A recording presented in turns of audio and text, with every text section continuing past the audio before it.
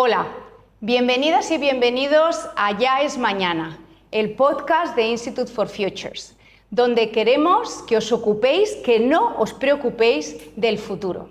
Sabéis que en este espacio que hemos creado, ya vamos por el tercer capítulo de esta primera temporada, hablamos de tendencias. ¿Qué es eso del talento 5.0? ¿Qué está pasando a nivel de relaciones intergeneracionales? ¿Cómo las organizaciones están transformando todo su contexto y su entorno laboral? ¿Qué ocurre con ese liderazgo consciente, con esa necesidad que tienen los equipos de trabajar por pasión, por un para qué?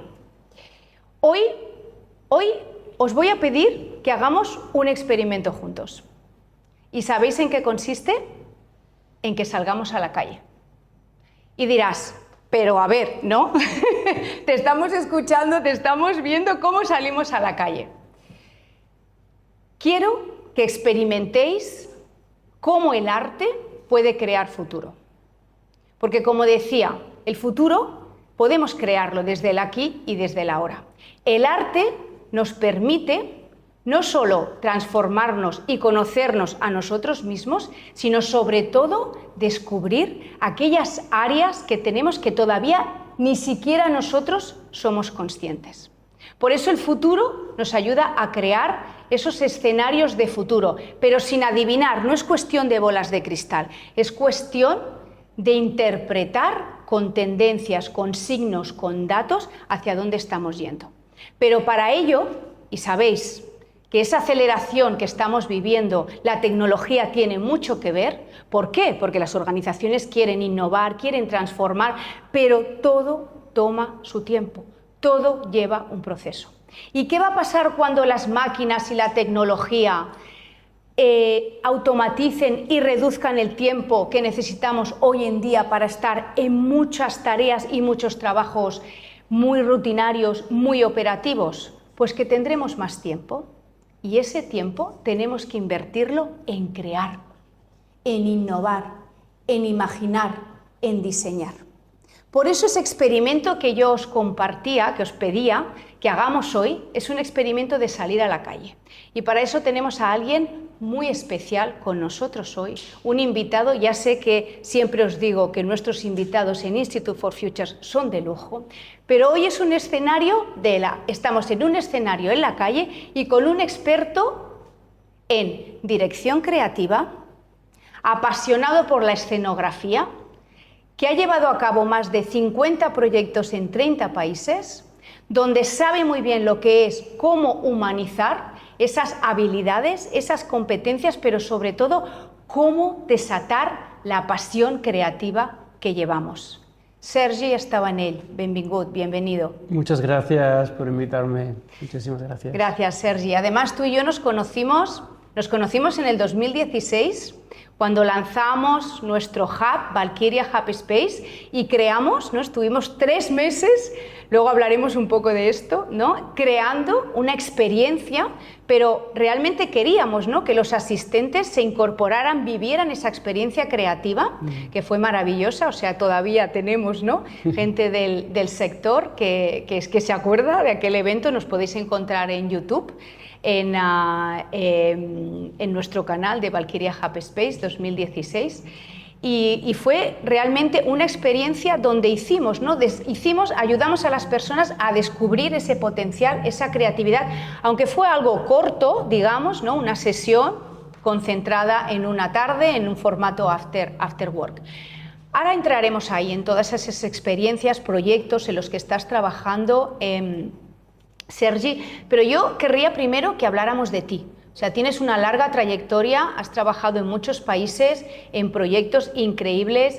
Ahora mismo ahora nos explicarás, en la Fundación Carulla, aquí en Poblenou, en el distrito del 22, @. Explícanos especialmente tu por qué, tu para qué haces en el mundo creativo, qué es lo que te hizo despertar.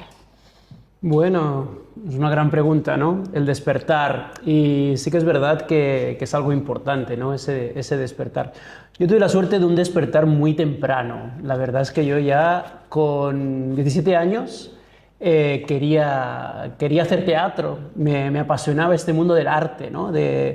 sin saber muy bien por qué. Luego con el tiempo he ido entendiendo de dónde me venía eso, porque siempre te viene de algo, siempre hay una inspiración. A veces es una persona, a veces es algo concreto que descubres, que ves.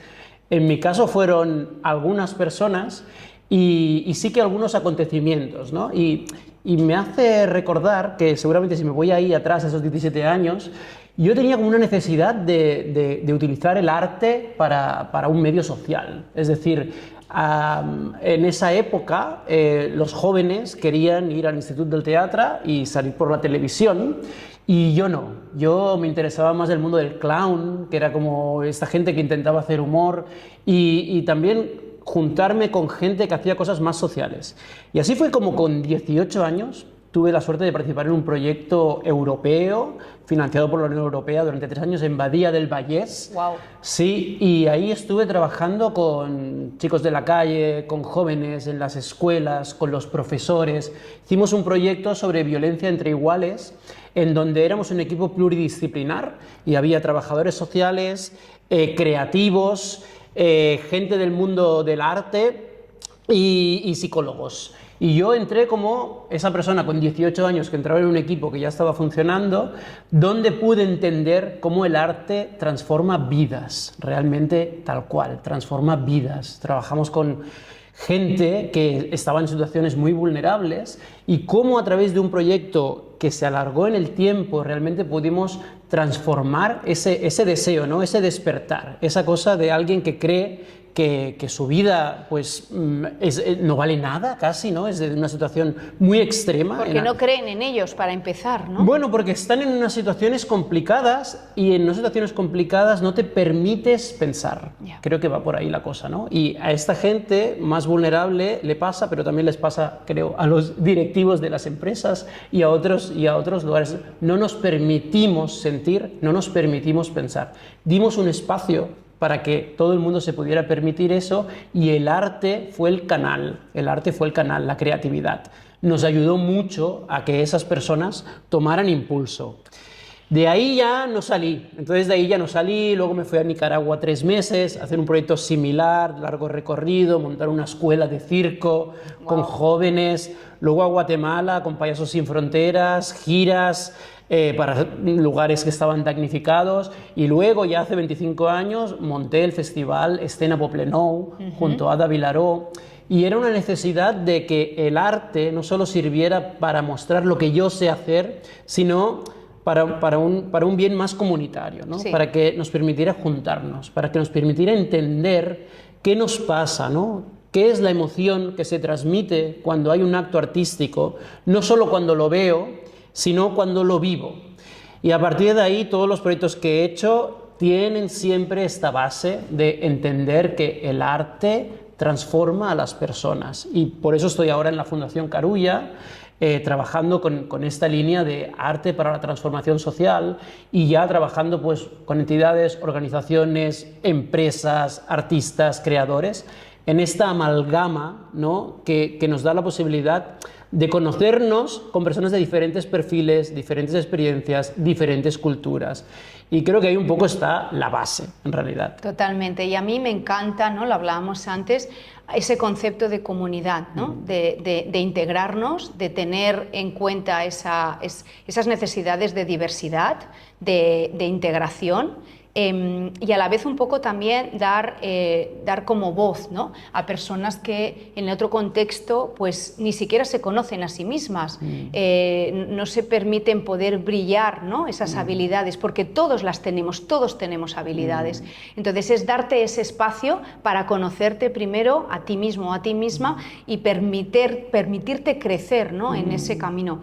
Cuando se trabaja con un concepto de comunidad, y además en Poblenou, ¿qué es Poblenou? Poblenou, Distrito Sant Martí, 22 @ es una comunidad. Yo que formo parte, ¿no? de la Comisión de Talento, la lidero desde hace años, la Comisión de Talento del 22 @ ¿no? Y tenemos muchas empresas allá, y al final también te das cuenta de que las empresas tienen necesidad de tener un conocimiento más real de lo que está pasando en el distrito. Si una empresa está aquí, ¿no? en la calle de aquí al lado, que tenemos muchas y muy conocidas, pero no se integra en el vecindario, no se integra en la razón de ser y en su propósito, están aquí como si pudiera ser, pues como, no sé, ¿no? Una seta que nace en el bosque donde sea, ¿no? Entonces, falta esa parte. Entonces, ese concepto de comunidad es algo que tú lo llevas, lo tienes muy presente, como estabas explicando. Luego nos hablarás de los proyectos más recientes, que creo que eso también lo potencia muchísimo, ¿no? Ahora quiero entrar en un ámbito que tiene que ver un poco con la necesidad que tienen muchas empresas, Sergi, de humanizar la tecnología, ¿no? Están viviendo una aceleración sin freno. A mí no me gusta culpar a la tecnología, porque creo que la tecnología es el medio para, que es verdad que los tempos no los podemos controlar de la misma manera, pero seguramente que lo mismo decía la persona que llevaba una carroza tirada por caballos la primera vez que vio un Ford por un camino, ¿no? Y dijo, ¿esto qué es? Yo sigo con mis caballos alimentándonos y sé lo que es llevar un carro, ¿no? Entonces seguimos un poco con esa idea, ¿no? Y nos cuestan los cambios, pero la tecnología ha venido para quedarse, eso es indudable. La inteligencia artificial, ¿no? Con todo este tema de la Gen AI y la inteligencia artificial generativa, está haciendo que... Pero hay que humanizar. O sea, cómo esa parte creativa, ¿no? Artística que tú propones en las personas, cómo puede una empresa, ¿vale?, a poner foco ahí, ponerlo como una prioridad, porque eso le va a revertir en productividad, en que la persona entienda su propósito, en que se vea integrada, ¿no?, en el para qué de esa empresa. Y esa empresa a la vez, pues va a tener más sentido, va a dejar un legado, ¿no?, en un futuro para próximas generaciones, y la gente va a querer a trabajar ahí, porque un gran problema que tenemos es la fuga de talento, ¿no?, en las empresas. ¿Cómo harías tú esa conexión? Mira, yo creo que de base hay un problema, que decimos que hay que humanizar, ¿no? Yo he trabajado durante 10 años con una entidad que se llama Payapupas, Payasos de Hospital, y hablábamos mucho de la humanización en los hospitales. Llegamos a la conclusión de que en realidad es muy grave la situación, porque queremos humanizar un espacio que ya de por sí debería estar humanizado. Es decir, hemos llegado a un momento en que los humanos nos hemos deshumanizado. Entonces ahora tenemos que volver atrás. Es muy fuerte esto que está pasando. Sí. Realmente hemos llegado a un punto tal que nos creemos que alguien nos manipula o alguien nos lleva a hacer las cosas de una determinada manera, como para decir que ahora tenemos que humanizarnos cuando lo que somos humanos, ¿no? Eso de base. Es decir, hay que volver a la esencia, es la base. Hay que volver a saber quién somos realmente detrás del rol que estamos haciendo. Esa es la base. Porque si no, nos estamos dejando llevar justamente por este mundo en el que vivimos, que sabemos que es un mundo capitalista, que es ok, pero que sobre todo nos está llevando a un lugar de individualismo extremo. Total. Y a un lugar de narcisismo extremo, ¿no? Y despersonalización. Totalmente. Entonces, esa es la base. Es entender quién quiero ser yo, independientemente del rol que tengo en cualquiera de las organizaciones en las que trabajo o en cualquiera de los roles que tengo en esta sociedad, ya sea el presidente del gobierno o ya sea la persona que limpia en este lugar. Todos somos iguales. Esa es la base. Todos somos iguales, todos somos humanos. Vengas de donde vengas. Saber eso, realmente adentro, nos crea algo que necesitamos mucho, que es empatía, ¿sí? Ahí podemos empezar a mirar al otro de una manera de igual a igual. Eso es lo que no pasa en este momento. Eso es la base de todo. Una vez llegáramos aquí, entonces podríamos saber que sí, la tecnología es una transformación, como lo ha sido todas las revoluciones que hemos vivido. Es normal, está bien, hay que aceptarlo, está bien. A partir de ahí, la tecnología es guiada por personas, no por máquinas, es clarísimo. La IA la ha inventado alguien, todas las personas que van a llevar toda esa tecnología son personas. Entonces, hay que ver qué preparación tiene esa persona a nivel emocional y no digo de capacidades, digo de inteligencia emocional, para dar respuesta a todo lo que se va a encontrar. Porque esa persona que está liderando todos esos proyectos tecnológicos, si no tiene unos valores base, una empatía y una inteligencia emocional, pues nos va a llevar a la destrucción masiva. Entonces, la cosa está en las personas, no en la tecnología, claramente. La tecnología ha llegado para quedarse, perfecto, como vendrán otras muchísimas cosas. Esto nos da miedo, Claro. miedo, incertidumbre, y cuando tenemos miedo, reaccionamos a ese miedo con defensa. Sí. Y ahí está la cosa. Estamos constantemente defendiéndonos ante un mundo que dice a alguien que será así. Y no hay nadie que lo dice, somos nosotros los Además que del decidimos. estrés que eso nos provoca. Evidentemente. Porque más que nunca la enfermedad, ¿no? Del estrés, del burnout, de el extremo al que llegan muchas personas, Claro. que ni siquiera lo reconocen. Ya lo último Sí. es que el estrés es positivo porque me hace más productivo. Es que hemos normalizado ciertas cosas que no son normales. Hemos normalizado la deshumanización, hemos normalizado este sistema individualista, entonces hemos normalizado muchas cosas y ahora se trata de volver a... No es volver atrás, porque no hay que volver atrás, hay que mirar para adelante, pero es sí conectar con este despertar, sí conectar con esa esencia y con este propósito de por qué yo estoy ahí y cómo quiero vivir esto. No solo lo que quiero hacer, cómo lo quiero vivir. Si tú contactas con una emoción de cómo lo quieres vivir, ahí podemos conectar desde otro lugar, porque todos tenemos emociones, seas quien seas, ocupes el lugar que ocupes, a todos nos pasan cosas con las miles de cosas que vivimos, y a partir de ahí sí podemos hablar desde otro lenguaje. Entonces, intentando responder a la pregunta, ¿cómo se puede hacer eso?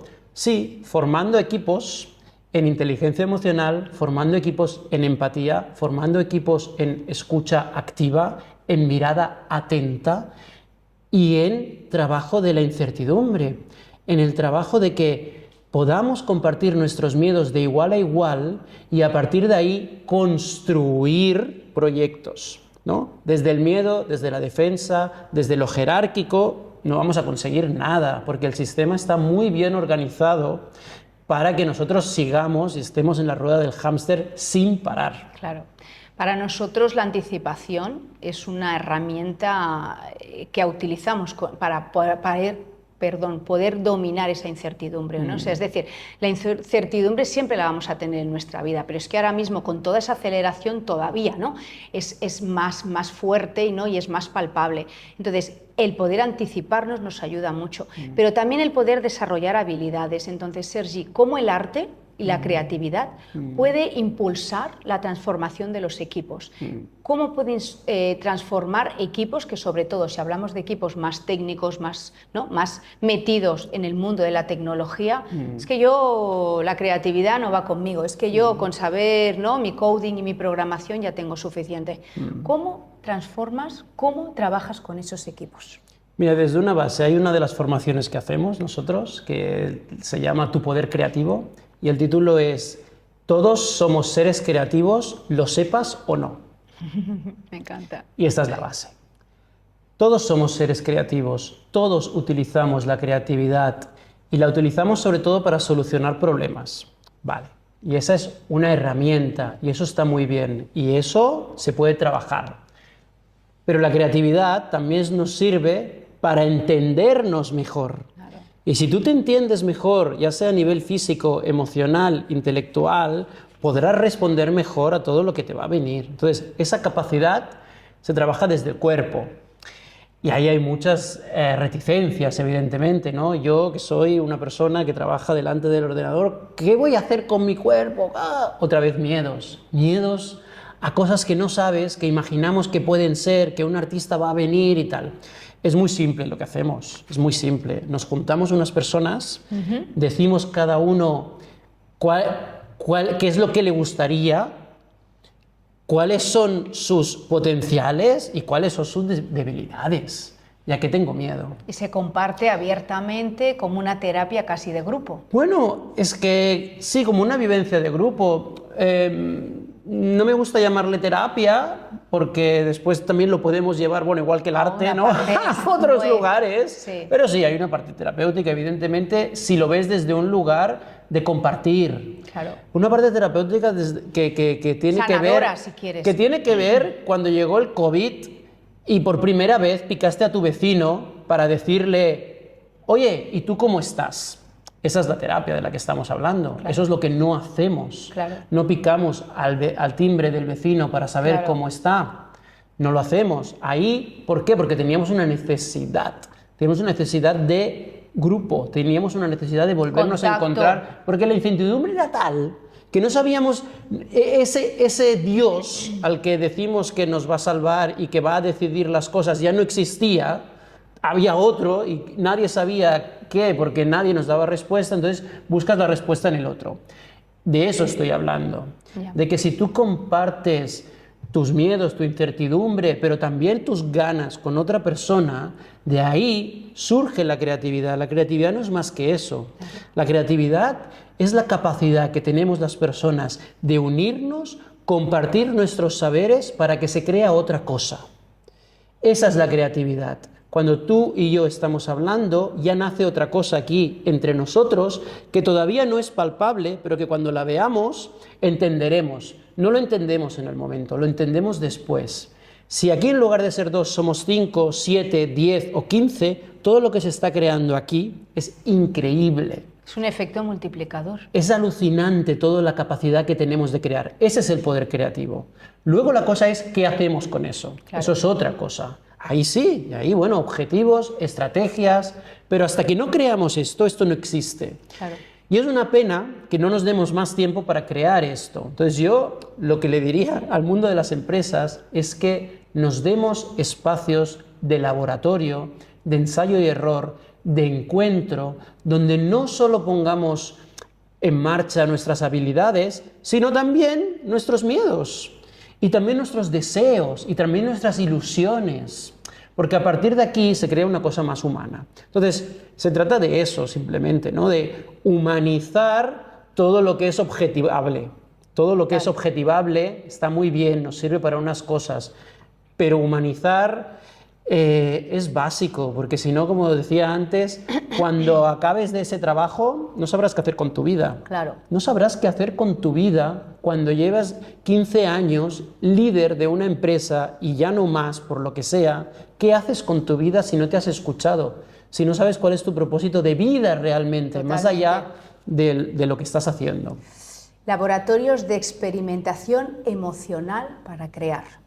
Se me ha venido ahí como ¡guau! Es eso, ¿no? Es crear esos espacios vivos para compartir, para crear. Sí. Y otra de las experiencias que tú sabes que desde Institute for Futures con nuestro programa TAPS, Talent Accelerator Program, hacemos y que es algo que estamos, ¿no? Que nos estamos vinculando y hemos ya colaborado en el pasado, es el crear ese despertar en las empresas, ¿no? El hacerles creer, no solo crear ese laboratorio, porque tú le dices, vamos a crear un laboratorio de experiencias emocionales y, ¿no? Creativo, y son capaces de ponerte 4 post-its en la pared, no sé qué, 4 sillas. No les dejaré, pero sí. Eso, ya. Pero algunos que nos escuchen dirán, lo mismo están hablando de esto, ¿no? Cuidado que esto no es. Pero lo que yo sí que he experimentado es que cuando sacas a las personas de su rol, de su papel, les entras en ese escenario, ¿no? Digamos, abierto, esa calle que estábamos hablando al principio, les sacas fuera de su contexto, de su entorno, de su zona de confort. Yo recuerdo la primera experiencia que tuve de interpretación en mi vida en la plaza de Bruselas, la plaza principal de Bruselas, donde fui a colaborar con un grupo de teatro, muy jovencita, y fue la primera experiencia que tuve, y yo dije, soy capaz de estar haciendo esto en público, en la calle, ¿no? Compartiendo, pero se me fueron todos los miedos, todos los ¿y por qué no? ¿No? Y experimenté un cambio brutal. Estamos utilizando la herramienta, ¿no? De interpretación, de escenificación con equipos, porque hemos visto niveles distintos dentro de una organización, que un día me gustaría no tener que hablar de que hay niveles, ¿no? Pero existen en la mayoría. Romper esos esquemas, romper esos roles. ¿Qué hace la escenificación? ¿Qué hace el poder, ¿no? En un escenario, ya sea dentro de una empresa, fuera en la calle, ¿qué poder tiene eso? Sí, el ejemplo de la calle es interesante, porque yo siempre digo una frase a toda la gente con la que trabajo, colaboro y que ve. Digo, cuando sales a la calle pasan cosas. Cuando sales de tu zona de confort pasan cosas. ¿Qué dispuestos estamos a que nos pasen cosas diferentes a las que nos pasan cada día? Realmente.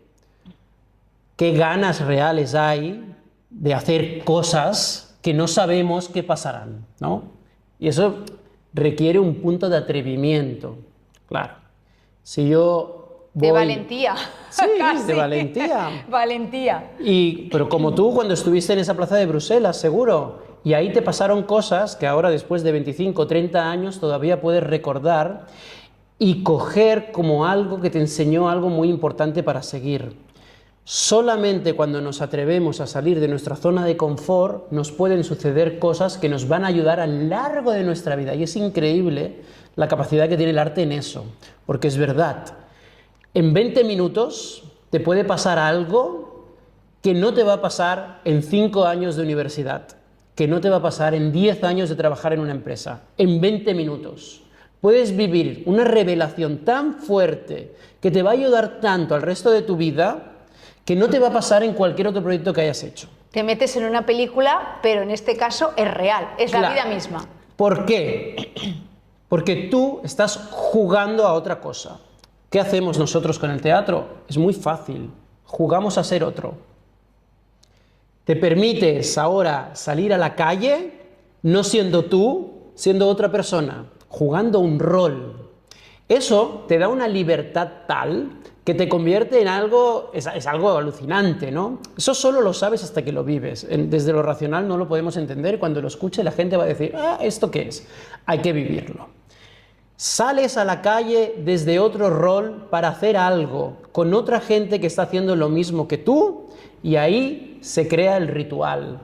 Ahí sucede algo completamente inesperado que nos va a llevar a entender algo de nosotros mismos, de la comunidad y de nuestro propósito que no vas a entender, y lo digo así, en todos los años de universidad que vas a hacer haciendo una carrera. Es una experiencia, simplemente requiere que tú te dejes llevar a otro lugar, por un profesional, por alguien que está acostumbrado a hacerlo. Es simplemente eso. Porque al final lo que sucederá ahí será que se ponen en solfa muchas cosas, ¿no? Nuestros deseos, nuestras capacidades, nuestras habilidades, nuestras ganas, y entenderemos nuestros roles, nuestras jerarquías, para qué estamos nosotros proyectados, es decir, cuál es nuestro porqué. ¿Somos un líder natural? ¿Somos alguien que sigue? ¿En qué rol estamos mejor? Se ve todo. Se ve todo cuando salimos de la zona de confort. En lo que es la estructura que ya está montado, se ve todo lo que está montado, que no es la realidad. Para entender la realidad hay que salir de la realidad. ¿Se entiende esto? Se entiende. Hay que estar dispuestos a jugar otro rol. Hay que estar dispuestos a vivir por un momento otra realidad que no es la que estoy viviendo normalmente. Y ahí todo se revela. Y ahí se crea lo que yo llamo, y es el último proyecto con el que trabajo, rituales artísticos contemporáneos, que tienen que ver con que eso florezca, aparezca, ¿no?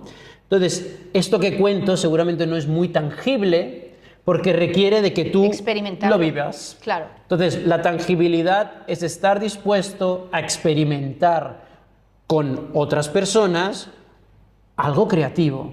Y que eso te va a llevar a algo seguro, 100%, 2000%, eso es indudable. Pero seguro que nos están escuchando pues, gestores, directores de talento, del área personas. Claro, eso da miedo, ¿no? O sea, salir, primero que ese salir a la calle tiene que estar dirigido, porque no es algo como que venga, ¿no? Me invento un rol y salgo, tiene que estar dirigido con un para qué, ahí luego hay una recogida de información y luego eso se trabaja, ¿no? A la vuelta en sala. Pero, ¿cómo puede un líder, con ese nuevo concepto de liderazgo consciente con el que nosotros trabajamos mucho, ¿no? Ese nuevo digamos, necesidad, ¿no? de romper jerarquías, pero es cierto que siempre tiene que haber alguien, ¿no? que impulsa, ideas, como bien decías, si todos somos humanos, si todos somos iguales, pero alguien en un momento determinado tiene la energía de impulso, porque somos humanos y cada uno tiene su don, ¿no? y su poder.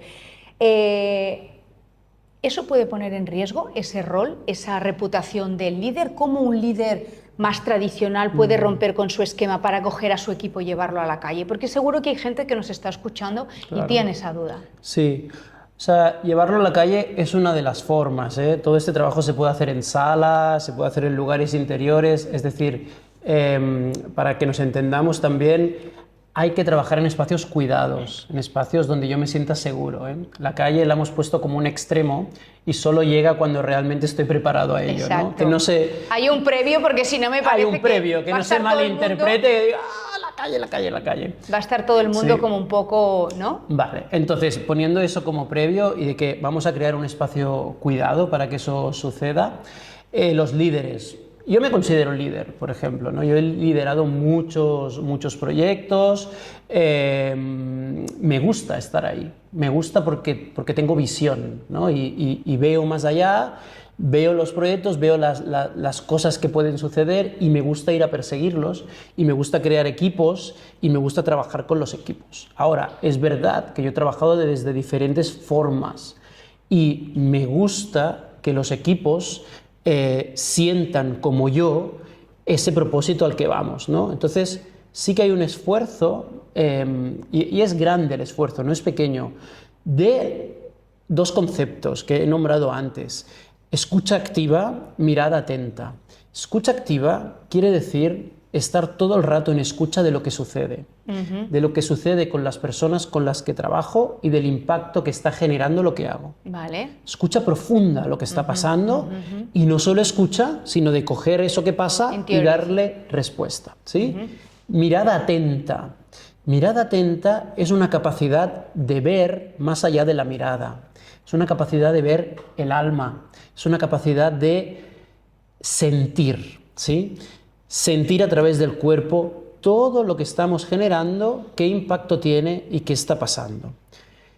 Mirada sensible, le podríamos llamar, ¿no? A veces los hombres, ¿no? en esta manera de liderar, cogemos toda esta energía alfa para liderar que nos lleva a ser burros, a poner una mirada así de cerrada, unidireccional, que no nos permite ver. Ya no digo 180, que sería lo ideal, 360, que es lo que trabajamos en el teatro, escuchamos por la espalda también. Es decir, tú estás en un entorno empresarial y estás todo el rato sintiendo y viendo lo que sucede. Si tú pones esa base y tienes un objetivo y tú quieres llegar a algún lugar, lo normal será que las personas que te acompañen les des un rol o les ayudes a brillar. Claro. Eso sería lo normal. Si no está pasando esto, es porque en realidad el líder está obviando todo lo que tiene a su alrededor. Todo lo que tiene a su alrededor es su equipo, pero incluso el objetivo al que quiere llegar, porque está solo mirándose a sí mismo, claro, a su ombligo. A mí me ha pasado muchas veces y me sigue pasando. Yo ahora estoy trabajando en este proyecto que se llama Actos de Liberación. Somos 3 personas. Sí fue mi idea original. Llevamos ya 5 años trabajando, pero somos un equipo de 3 personas, más muchos colaboradores. Cada día hago el intento de trabajar colectivamente, porque ahí es donde las otras personas pueden brillar en sus capacidades. Si yo he escogido a estas personas para trabajar, debe ser porque ellas tienen algo que yo no tengo, ¿no? Entonces, si un líder escoge a personas para trabajar con ellas, debe ser, supongo, porque esas personas le aportan. En la medida que esa persona no brilla al 100% y muchas veces más que el líder, sí, tengo que estar dispuesto a que esas personas brillen más, pues ahí es donde se crea una simbiosis brutal y la energía fluye, ¿no? Claro. A partir de ahí podemos crear muchas cosas juntas en algo que estaría más cerca de la co-creación y de los líderes horizontales. Yo no sé si creo en la horizontalidad tal cual. Radical. He trabajado en proyectos completamente horizontales en los que ya no estoy, por ejemplo, ¿no? Quiere decir que si no estoy... Es complicado. Había una falta también de definir muy bien los roles. Ya. Entonces yo creo más en la capacidad de definir muy bien los roles más que en la horizontalidad. Pero sí en un liderazgo que pueda escuchar, que pueda sentir, que pueda... Eso, ¿no? Como percibir más lo que pasa, más allá de las palabras a veces, más allá de lo que se dice. Claro. Por eso es muy importante escuchar lo que no se dice, escuchar los silencios y los cuerpos. Totalmente. Es que es un proceso, como dice Sergi, muy simbiótico, ¿no? Muy de retroalimentación continua y constante. Y a veces, pues, quien está liderando talento tiene que escuchar cosas que van más en su línea o menos, depende, ¿no?, de sus patrones, de sus barreras limitantes, de muchos aspectos, ¿no?, Claro. que tenemos todas las personas. Pero eso significa lo que hablabas antes, ¿no?, esa necesidad de autoconocimiento, de trabajarte, de tú, porque tú tienes que, ¿no?, inspirar y Claro. motivar y hacer florecer el talento de los demás. Me encantaría que nos extendiéramos muchísimo, pero ahora tengo que entrar ya un poco en la última parte, que es el ya es mañana, ¿no? O sea, es un poco el contenido fundamental de nuestro podcast. Y en ese ya es mañana, Sergi, ¿cómo ves? ¿Cómo ves cómo se está configurando el contexto laboral? ¿Cuál sería which is your dream? ¿Cuál es tu sueño realmente de ese futuro? ¿Cómo te encantaría que el arte inspira? Además, maravilloso, aquí estamos en la Fundación, agradecemos mucho el poder haber hecho el set aquí. El cómo, ¿no?, este arte, esta creatividad con los artistas, con lo que hacéis aquí en todos los proyectos en los que estás, ¿cómo crees que eso, ¿no?, con ese imprescindible que va a ser la tecnología, porque ha venido para quedarse, pero cómo crees que se va a ir configurando ese futuro que ya está aquí, ¿no?, que ya es una realidad? Del futuro no tengo ni idea, no tengo ni idea cómo se va a configurar y te diría que no me preocupa. Siempre he sido alguien que justamente intenta vivir mucho en el presente, entonces mucho en lo que pasa, y a la vez yo tengo muchas visiones hacia el futuro, intento no engancharme a ellas, porque al final son imaginarios que no sabemos si pasarán, ¿no? Y muchas veces nos enganchamos a aquello que creemos que pasará y ya estamos haciendo una creencia, ¿no? Entonces... Limitante, además. Completamente limitante. Entonces intento estar como en el presente. Desde este presente, que ya es futuro, porque sí, es verdad, cada palabra que decimos ya se ha ido, ya ha muerto, y entonces ya pasa a ser pasado. Desde este lugar así más poético, creo que hay que empezar por pequeños gestos simbólicos, que pueden ser artísticos, pero que también pueden ser cotidianos, ¿no? O hábitos, gestos, hábitos, ¿te Sí, refieres gestos, hábitos, pequeñas cosas a las que no estamos acostumbradas a hacer que nos pueden llevar a otro lugar. Voy a poner un ejemplo así de algo que se podría hacer en el mundo de la empresa, ¿no? Empezamos todos a trabajar a las 8 de la mañana, a las 9 de la mañana, y nos damos 2 minutos para mirarnos en silencio, antes de empezar a trabajar. Cada día con una persona diferente. Wow. 2 minutos, completamente en silencio, mirándonos con la persona con la que vamos a compartir ese día. Como estamos tú y yo ahora. Como estamos tú y yo ahora. Simplemente mirándonos, sin hablar, sin prejuicios, sin miedos, ¿no? Dándonos este tiempo.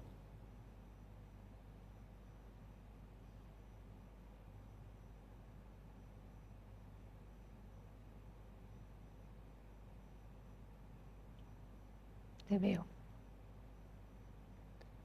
A partir de un tiempo empiezas a ver la persona que hay detrás y quitas todos esos juicios, quitas todo lo que tú llevas y todo lo que tú crees que tienes que hacer se va diluyendo. Y a partir de ahí nos juntamos en algo que nos puede permitir brillar más y ser mucho más productivos. Segundo, un abrazo. Un gesto tan simple como abrazarnos con una persona que no conocemos de nada. Muy simple, ¿no? Lo has mirado, te acercas, incluso con alguien que nunca te has abrazado. No tiene que ser con la que tienes confianza, es con alguien que no. Y vamos a probarlo si quieres. ¿Los micros? Sí. Y mira.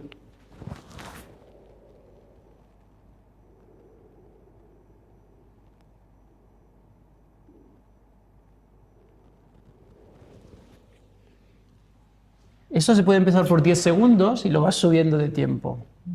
Estos dos pequeños gestos podrían hacer que yo ya pueda verme a mí y a la otra persona desde otro lugar. Puede hacer que cuando vamos a la parte de productividad ya lo vivamos desde otro lugar. Todos estos son actos simbólicos, actos artísticos. Hay un montón de cosas que se pueden hacer, que podemos ir poniendo en nuestro día a día para que nuestro día a día vaya cambiando, para que ese mañana, que supongo que queremos que sea diferente, porque si hablamos de un mañana esperanzador, ilusionante, pues sea algo que empezamos a construir desde hoy, pero desde una manera diferente, que nos podamos atrever a eso, para ver qué sucede, para salir de este lugar en el que alguien nos dice lo que tenemos que hacer y empezar a creer y a saber que podemos hacer lo que queramos. Realmente podemos hacer lo que queremos, lo que deseamos, lo que sentimos. Todo lo otro es mentira. Yo animo a entrar en estos lugares, ¿no? Igual el que lo ha visto dice, pero ahora me voy a abrazar con alguien tal. Bueno, hay muchas maneras de hacer. Estos son dos ejemplos. Salir a la calle es otro, es muy atrevido. Bueno, juntémonos en un círculo y cada día preguntémonos cómo estás. Exacto. ¿Cómo te sientes hoy? ¿Cómo me siento yo? Es un minuto de nuestro tiempo.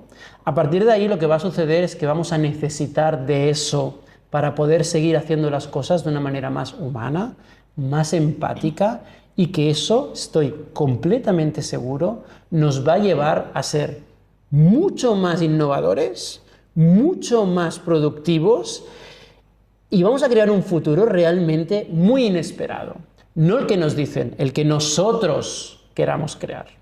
Entonces, yo desde ya les digo, empezar a hacerlo y ojalá podamos vernos en estos ambientes y seguir experimentando estas y otras cosas. Porque cada escenario creativo que nos está explicando, compartiendo y exponiendo Sergi es una posibilidad de futuro y es un futuro que estamos co-creando, que estamos creando nosotros, ¿no? Sí. Y tiene ese poder, ¿no?, de visión hacia dónde queremos ir, quién queremos ser, ¿no? Y con quién queremos compartir ese viaje. Totalmente. Sergi, gracias por acompañarnos, por acompañar nuestro podcast. Y bueno, nos vamos a ver porque parte de todo nuestro programa TAP también lo vamos a trabajar de la mano contigo y gracias por acogernos en este maravilloso espacio de la Fundación Carulla. Muy bien. Y seguimos con vosotros, con la comunidad, y si quieres ya cerrar, te dejo a ti que cierres con todos ellos. Bueno, pues sí, yo diría eso, como escuchar nuestros cuerpos, nuestras emociones y decidir qué queremos hacer e ir a por ello. No dejéis que nadie decida por vosotros, decidir por vosotros mismos. Muchas gracias. Gracias.